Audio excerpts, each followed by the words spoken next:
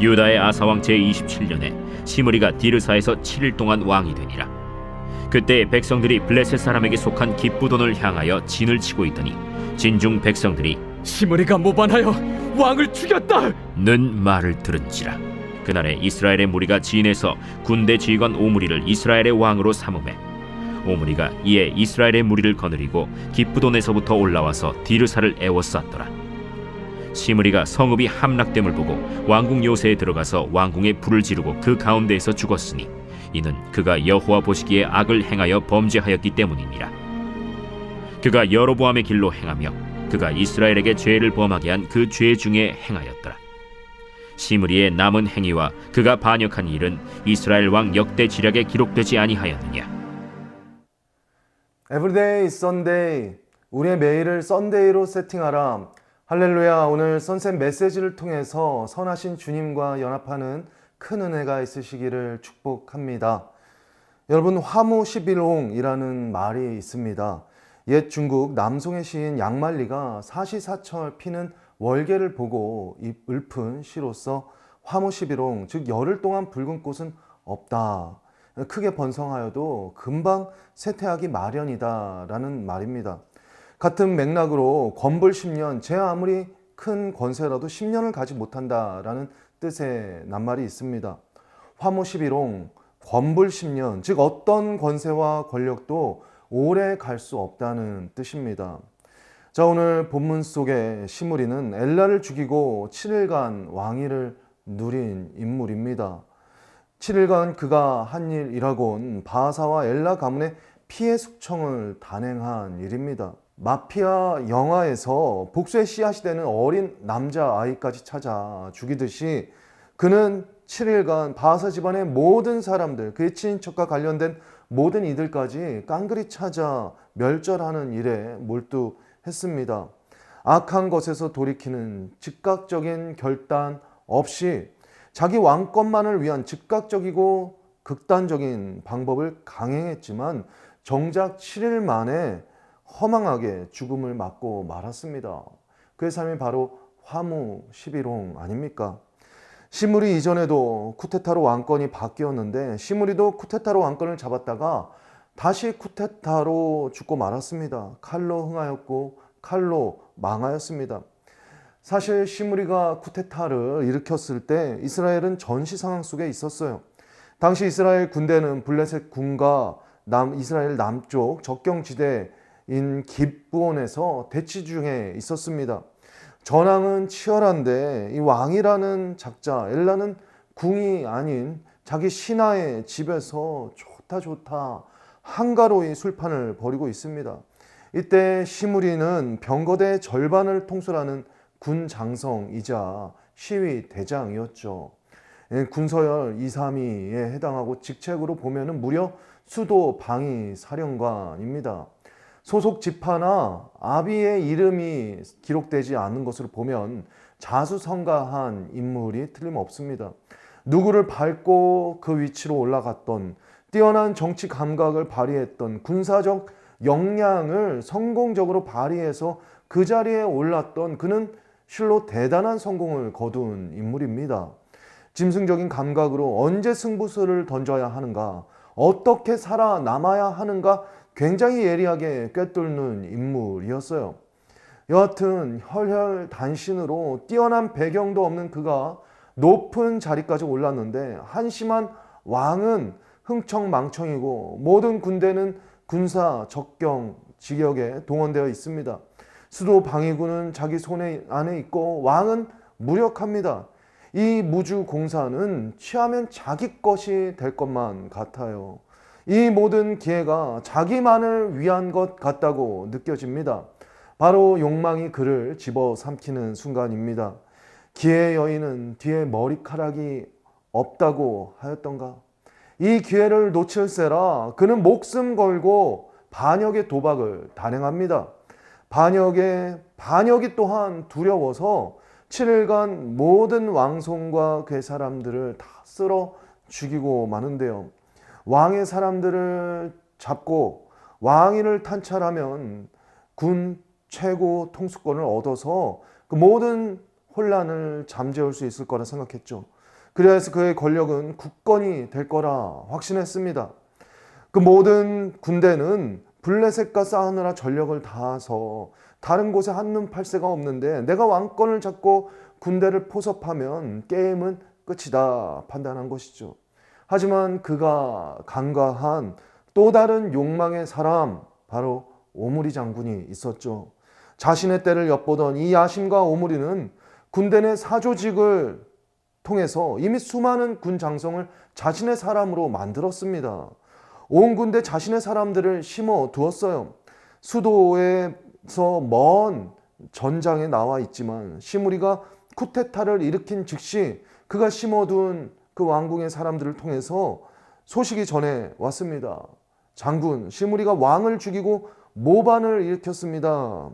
16절에서 17절 말씀입니다. 진중 백성들이 시므리가 모반하여 왕을 죽였다는 말을 들은지라. 그날에 이스라엘의 무리가 진에서 군대 지휘관 오므리를 이스라엘 왕으로 삼음에 오므리가 이에 이스라엘의 무리를 거느리고 기브돈에서부터 올라와서 디르사를 에워쌌더라. 오므리 장군 시므리가 반역했습니다. 이제 왕이 되소서, 저 쥐새끼 같은 시므리를 죽이고 나라를 바로 세우소서. 오므리의 사람들이 군대 안에서 오므리를 왕으로 추대하였습니다. 마치 나폴레옹이 교황의 손에서 왕관을 받아서 스스로 자기 머리에 쓰고 내가 황제다 칭하였듯이 그는 거침없이 스스로 왕관을 쓰고 나아갑니다. 조선 개국 당시 이성계가 위화도에서 회군하여서 돌이켰던 것처럼 오므리는 전선에서 회군하여서 전선을 버려둔 채 군대를 몰아서 수도로 진격합니다. 시므리의 수도 방위군이 오므리의 군대를 맞서서 싸워보지만 채 잘 싸워보지도 못하고 무너지고 맙니다. 전력이 다르고요. 전장에서 잔뼈가 굵은 오므리의 군대 장병들과 상대가 되지 않는 것이죠. 성이 함락되자 시므리는 허겁지겁 왕궁 요새로 피신합니다. 생각이 정리되죠. 끝이다. 화무 11홍, 아니 화무 7일홍, 무엇을 위해 7일간 이곳을 피로 붉게 물들였는가. 결국 왕궁을 불사르고 그는 그곳에서 스스로 자결의 삶을 마감하고 맙니다. 스스로 왕이 되겠다고 반란을 깨했고 찬탈한 왕권을 영구히 하겠다고 그 짧은 시간 많은 사람들을 쓸어 죽였지만 시므리 7일 천하였습니다. 숨어있던 또 다른 포악한 탐욕과 오므리의 일격으로 야망에 불탔던 그의 꿈은 왕궁과 함께 다 타버렸습니다. 스스로 욕망의 불길로 자신을 태워버린 것이죠. 자신만을 위해서 달려왔고 자신을 위해 안하무인격으로 싸워왔는데 결정적인 순간 그의 모든 삶은 흔적도 없이 타버렸습니다. 저는 여기서 시편 127편 1절 말씀이 떠올랐어요. 여호와께서 집을 세우지 아니하시면 세우는 자의 수고가 헛되며 여호와께서 성을 지키지 아니하시면 파수꾼의 깨어있음이 허사로다. 여러분 그렇습니다. 주님께서 세우지 않으신 모든 것은 반드시 무너지게 되어 있습니다. 주님께서 집을 세우지 아니하시면 그 모든 수고는 반드시 허사로 돌아가게 되어 있습니다. 여호와께서 세우신 다윗의 집은 하나님께서 지켜주세요. 하지만 주님께서 세우지 않으신 집은 주님께서 지켜주시지 않으십니다. 스스로 왕이 된 시므리, 다른 이들이 왕으로 추대한 오므리, 그의 집은 주님께서 지켜주시지 아니하셨기 때문에 무너지게 되어 있었어요. 여호와께서 성을 지키지 아니하시면 파수꾼의 깨어 있음이 허사로다. 제 아무리 인생에 견고한 성을 쌓고 방비하고 자기 인생의 성을 위해서 수고하여도 다 허사다라고 성경은 말하고 있습니다. 무엇을 말하는 것입니까? 하나님께서 지켜주시고 하나님께서 세워주시고 하나님께서 보호해 주셔야 그 인생의 공든탑이 무너지지 않는다는 것입니다. 안고 일어섬이 하나님께 달려있고요. 악인의 형통을 부러워할 필요가 없는 것이 하나님께서 지켜주시지 아니하시면 인생의 나락은 한순간이기 때문입니다. 하지만 여러분 하나님을 의뢰하는 삶은 안전합니다. 하나님께서 보호하시는 삶은 견고해요. 여호와께서 사랑하는 자에게 잠을 주시도다라는 시편 127편 2절 말씀처럼 잠잘 때도 베풀어 주시는 그 은혜로 그의 삶은 평온하고 형통한 것입니다. 그러므로 여러분, 주님께서 인생의 집을 지키시고 세우신다는 이 사실을 신뢰하십시오. 세상이 말하는 기회와 성공의 법칙, 적자생존의 논리로 다른 이들을 어떻게 하면 밟고 올라갈까 전전긍긍하지 마십시오. 존경받는 어느 목사님께서 유학을 마치고 돌아온 한 후배 목사님과 대화를 나누는데, 그 목사님이 자신의 지금 유학을 마치고 돌아왔을 때 어려운 형편을 말하면서 이런 말씀을 하시더래요. 선배님, 제가 공부를 다 마치고 돌아왔는데 지금 너무 어려워요. 학교의 교수 자리 하나 쉽지 않고, 또 제가 바라는 그런 괜찮은 교회의 목사 자리도 잘 나지 않아요. 지금 공부를 하느라고 젊은 시간 수고하고 다 달려왔는데 지금 제 신세가 정말 끈 떨어진 연 같아요. 그 말을 들은 이 존경받는 선배 목사님 말씀이, 아무개 목사, 끈 떨어진 연 같다고. 그 끈 하나님이 주신 끈 아니지. 사람 의지하고 인맥 의지하는 끈이라면 떨어지는 것이 복이다. 잘 떨어졌다. 우리 주님만이 우리의 끈이다. 그 끈을 잡게나라고 권면하였다고 합니다. 여러분, 하나님께서 우리의 인생의 끈임을 믿으십니까? 하나님께서 우리의 인생의 배경이고 하나님만이 우리 인생의 큰 상급과 방패 되심을 믿으십니까? 그렇다면 여러분, 쪼그라든 믿음으로 세상의 법칙과 세상의 조급함으로 인생을 살지 않기를 바랍니다. 발빠른 셈법으로 나의 유익을 위한 것, 나를 위한 사람을 찾느라고 분주한 대신 잠잠히 하나님을 찾고 구하기를 원합니다. 선하신 주님을 믿고 구하는 것이죠. 하나님께서 내 인생의 집을 세우시고 지켜주실 것을 바라보는 것입니다. 제가 신방하면서 때로는 상담을 할 때 어떤 경우는 너무나 마음이 어려운 분들에게 시편 23편을 아침, 점심, 저녁 하루 3번 밥 먹고 약을 복용하듯이 하루에 3번 외우시라.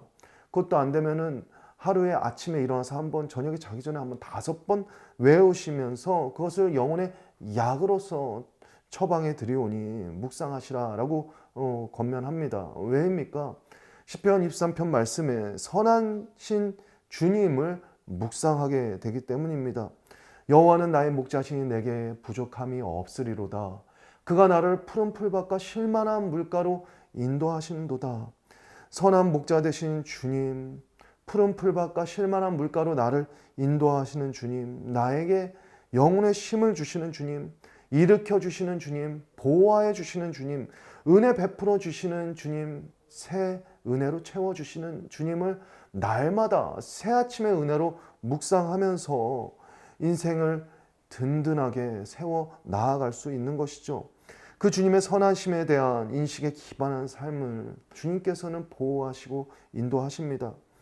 여러분, 선한 목자 되신 주님을 묵상하고 그 주님과 동행하는 사람이 어떻게 악에 받쳐서 어떻게 인간의 분주함과 인간의 그러한 결단의 마음으로 인생을 선택할 수 있겠습니까?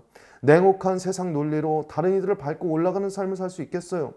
선한 목자 되신 주님을 묵상하며 따르는 선한 선택, 살리는 선택, 은혜에 기반한 선택을 하는 것이죠. 시므리와 같은 길을 가지 않습니다.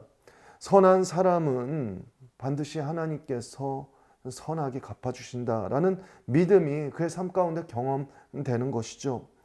사랑하는 여러분, 하나님께서 여러분의 배경이 되어 주실 것입니다. 하나님께서 여러분의 인생의 끈이 되어 주실 것입니다. 자기 욕망과 조급함으로 살아가는 자에게는 하나님의 끈은 없어요. 하나님의 배경은 없어요. 하지만 세상의 조급함과 세상의 방법대로 택하지 않고 오늘 선한 목자 되신 주님을 바라보며 나의 중심을 지키는 삶을 살겠다고 결단하는 자에게 하나님은 든든한 인생의 배경이 되어주시고 그 인생의 끈이 되어주실 것입니다. 내 평생의 선하심과 인자하심이 반드시 나를 따르리니 내가 여호와의 집에 영원히 거하리로다. 할렐루야. 이 은혜의 고백 위에 인생의 성을 쌓는 여러분 되시기를 축복합니다. 그 주님의 선하심만 믿고 따르는 여러분의 삶 가운데 끊이지 않는 주님의 은혜가 함께 하시기를 주님의 이름으로 축복합니다. 우리 함께 기도하시겠습니다. 선하신 주님, 우리의 삶을 돌아봅니다. 나와 너로 세상을 가르고 다른 이들을 상관치 않고 나의 유익과 성공만 바라던 그 모든 속된 관점과 셈법이 이 시간 주님의 은혜 아래서 철저히 끊어지기를 원합니다. 언제나 선한 목자 되신 주님을 바라보면서 선한 자의 삶을 선대하시고 형통케 하시는 주님을 경험하며 주님으로 승리하는 인생 살아나가는 우리 모든 성도님들 될 수 있도록 주님 인도하여 주시옵소서. 그렇게 우리의 모든 길을 주님께 의탁드리며 살아계신 예수님의 이름으로 기도드립니다. 아멘.